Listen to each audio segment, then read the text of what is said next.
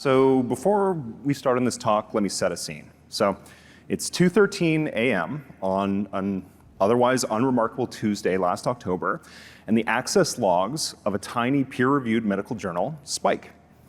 No human readers were awake. The only visitor was an unnamed crawler, just downloading every PDF the journal had ever published. 20 years of clinical scholarship in just 47 minutes of downloads. So 72 hours later, paragraphs from these papers surface verbatim inside commercial language models' answers to questions. No citations, no license, and for the journal, no revenue. So when editors objected to this, the vendor's legal team replied, all the content was publicly accessible.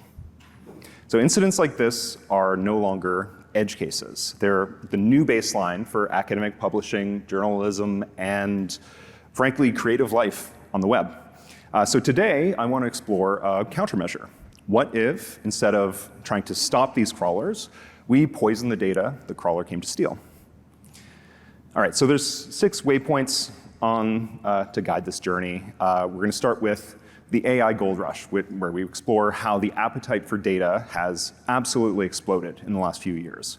We'll talk about counter trends and look at how website owners and the web has reacted to this.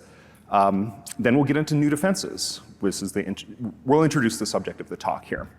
Then let's chat about the technical details about adversarial techniques can be used to change incentive structures and theorize about the future.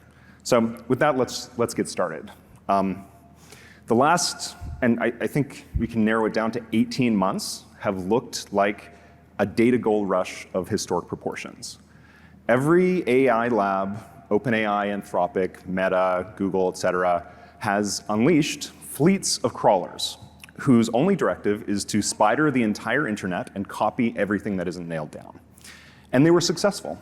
And so we're now in a world where a small number of companies now store a full shadow copy of humanity's public knowledge and only expose it to us through an algorithm. And whoever controls that data is going to shape which voices get amplified in the future and which biases fossilize into facts. So let's look at the numbers here. Back in 2020, roughly 6 in 10 visits to websites were human clicks. Bots made up the other 40%, split between good actors, such as search crawlers, indexers, and uptime pingers, and bad bots. Think of things siphoning data, probing logins, these sort of things. Today, the numbers have changed. Bots now outnumber humans, making up 51% of all web traffic. And the most aggressive category has grown the fastest. These bad bots sit at 37%. But there's a new bubble here, a small one, 3%. And this new bubble is AI crawlers, which is a small set of the total amount of crawlers, but it dramatically changes the economics of the web. So the reason the web is so big and popular right now is that the economics were sound. Google would crawl your pages, index them, and send traffic to your site via results. And in this case, everybody won. Users discover the content they want, publishers get ad revenue, and Google gets to sell ads on search, et cetera. LLM crawlers, they shatter that pact. They index, summarize, and answer everything inside of a chatbot. The link back to your site, maybe a footnote, often nothing. So for websites, the value of allowing crawlers is gone. They might as well be a bad bot. So websites are going to be footing the bill for serving requests to scrapers that then turn their website into a chatbot that cannibalizes their audience. This is an awful situation. And this has borne itself out in a number of different ways. So despite referrals from ChatGPT to websites growing from less than 1 million to over 25 million annually in the last year, sites are seeing fewer referrals overall, especially from search engines. There was a 30% decline in Google search click-throughs rates year over year, even as search impressions rose 50% in the same period. The share of no-click news searches rose from 56% to 69%. From May 2024 to July 2025. So there is a mechanism in place that is called robots.txt. And this allows websites to tell crawlers whether they're permitted to crawl or not. Google and other indexers voluntarily respect robots.txt for a number of good reasons. But for AI crawlers, every new piece of data is so valuable for improving the model that there's an incentive to break this voluntary contract by robots.txt. And this is a classic prisoner's dilemma. If all AI crawlers play by the rules, the playing field is even. But even if one decides to break this contract, they gain a distinctive advantage on their competitors. So websites are reflecting this imbalance. A mid-2025 scan of 140 domains showed that the share of sites explicitly disallowing GPT-bot, which is ChatGPT's crawler in robots.txt, had doubled in 18 months, reaching almost 9% of sites. That may sound small, 9%, but remember, this represents millions of sites taking an affirmative technical stand against crawling. This robots.txt is not as expressive as it needs to be. There's work ongoing at the IETF in the AI preferences group to make it more expressive, but this doesn't change the fact that disobeying its directives is, or following its directives is voluntary. This mechanism, robots.txt, has no teeth. So some AI crawlers are complying, but not in all circumstances. It's been found that OpenAI and Anthropic only respect robots.txt for training, not for inference. So in-chat conversations can fetch data that goes past what robots.txt recommends, and they don't obey it. Other companies like Perplexity were caught spoofing browser user agents to bypass these preferences, which mirrors patterns from malicious bots. The voluntary doesn't work. And so we've seen this voluntary contract be broken. So let's see what the reaction of this violation has been by websites. And that's been by instituting technical changes. News sites were among the first to implement technical measures that go beyond robots.txt. A Reuters survey found that 48% of leading news organizations across 10 countries had already blocked OpenAI's crawler by 2023. And in the US, that figure has climbed towards 80% among marquee outlets. That's one side. Well, websites and forums that used to be free, like Reddit, now require a login to access data. Content sites now limit access to their site to people who have a login or can verify that they're a person. And they license the data on the back end to AI companies who get to pay for access. Rather than crawling, there's a backdoor in which there's a pay for content. So some of these contracts are huge. They're in the tens or even hundreds of millions of dollars.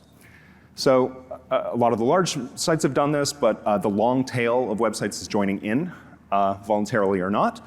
In July, Cloudflare, which protects something around 20% of the web, declared Content Independence Day, they called it, and now block AI crawlers for their customers by default, unless the site opts into it. So the goal of this effort is to eventually create a marketplace for content owners to sell access to their website for training data. So let's notice the escalation here. It went from a polite ask, like please respect robots.txt, to hard gatekeeping, pay or go away. We're watching a movement emerge. Content creators are reasserting their data sovereignty. But is the technical pushback strong enough? We've tried polite signs, we've tried built brick walls, but for AI crawlers who violate robots.txt, getting blocked doesn't really hurt them that much. It only reduces the size of their training data slightly. It's not really a strong incentive to play ball. So the theory is, what if we let suspected AI crawlers in, but if they violate robots.txt, quietly rewrite what they fetch? Give them a hidden toxin designed to, say, cripple any model trained on it. This tactic can be much more impactful to AI companies than just blocking, which only marginally raises the cost of crawling. Now, this new tactic reflects a philosophical change in this movement, from the gatekeeper era, which is spot bad traffic, slam the door, to the booby trap era. Open the door, but booby trap the loot. So today, I'm introducing a new tool to help with this movement, Venom. Venom lives as an inline reverse proxy, which you can think of as a translucent firewall that every request must pass through on its way to your website. So because this sits in line, it sees everything, including headers, IP, TLS fingerprints, request cadence, history, and most importantly, it can change content. So how does Venom work? Well, when a request hits the proxy, Venom immediately fans out a battery of tests. First, a header scan, checking whether the user agent matches a known crawler screen. Looking at the network origin, is this IP address from a block of historically maps to clustering to scraping clusters, or behavioral metrics. So how fast is the requester navigating? Humans will rarely fetch 60 pages in 10 seconds. So this logic is inside of Venom is implemented on the Cloudflare Workers platform with the help of their bot management feature. Okay, step 2, low-risk traffic is forwarded to the site unmodified. And so for users, Venom is invisible. This is not going to affect any users visiting your site. But high-risk traffic is routed to this poison engine. And crucially, the engine actually never touches the origin website, and it operates on the response stream just before the bytes leave the proxy. So that means no permanent corruption of your stored content and zero chance of caching poison pages for real readers. So if there's a robot.txt and the bot is obeying it, and the bot is not obeying it, then it's free to be poisoned. And the bare bones version of Venom uses 2 simple poisoning techniques, one for text, one for images. For text, the engine runs a lightweight text insertion function to insert specific phrases or characters at appropriate places in the HTML. For images, it applies a fast, non-cryptographic, semi-transparent overlay of a carefully selected image. So Venom turns every web page into a shapeshifter. Users can see the website as intended, but crawlers see a poisoned version. And there's already some targeted tools to do this sort of thing, notably Nightshade from the team at UChicago, Poison the We LLMs, and others, some of which have been presented here this week. But these are custom solutions that integrate into your website usually, such as WordPress plugins and whatnot. Venom is meant to be a comprehensive platform that can incorporate multiple techniques without needing to change a single line of code on your website. It's a proxy. So when thinking about how to demonstrate Venom, I had a flashback to 2013. And back then, viral apps were the big thing. And the app of the day, and I don't know, raise your hand if you remember this, was an app called the Drake Shake. I guess I was the only one to download it. But the premise was simple. You shake your phone, and the screen adds an image of Drake, the rapper, into your image, and you can kind of move him around. So that's how Venom works. It's Drake Shake for the internet. And I'm not kidding. What we've done is selected particular musical artists for each of the major crawlers.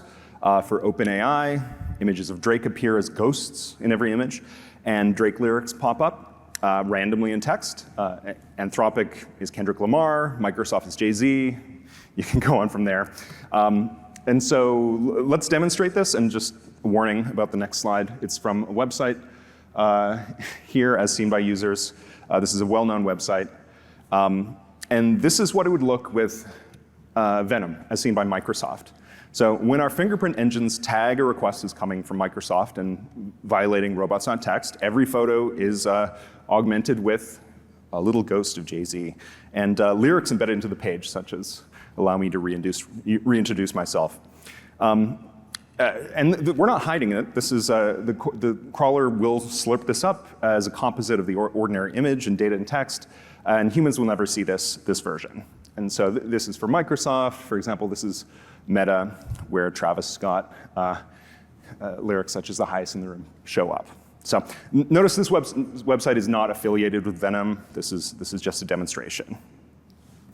So the wrapper version of Venom, it's kind of a toy, but it does demonstrate how Venom can be extended to use a menu of micro weapons. We can put these into 2 main categories: accountability and sabotage. Accountability is the polite route. It allows users of Venom to track which AI service has incorporated their data after the fact, which is good for tracking. So for text, you can input a unique cryptographic data that can be embedded in the text in a way that allows you to query the model after the fact with a special token and confirm that your text, your unique text, was used in training data. For images, you can do something similar.